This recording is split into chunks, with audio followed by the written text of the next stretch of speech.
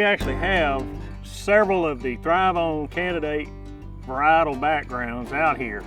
And we planted those out here for a variety of reasons, some of which is going to be very successful in 2020 and some not. Our intent was to characterize varieties and their response to growth regulation.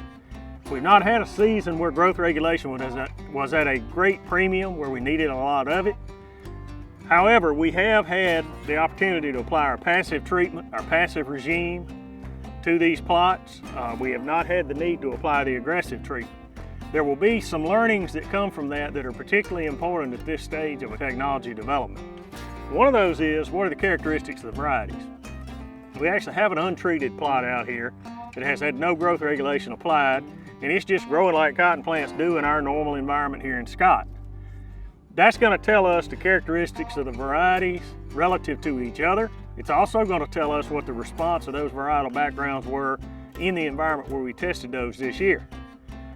What you can see, I'm looking at this plant in my hand, and this is one that's representative of the cotton I'm standing in. Is extremely high fruit retention, big healthy bolls. It's really good cotton to not be much more than about half thigh high. And that's one of the characteristics and contrasts in cotton versus other crops. Just because you got a big, robust, tall plant doesn't necessarily mean that that plant's better.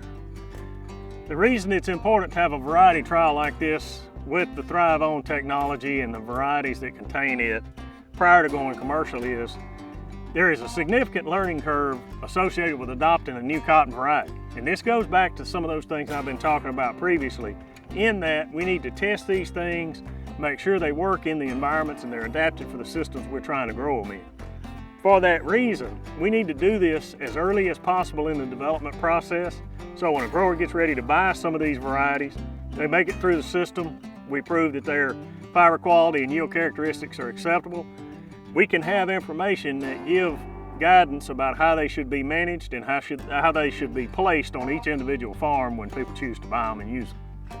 Notes from the variety trial at this point is we're just to the stage where the varieties will begin to separate significantly from each other in their growth characteristics.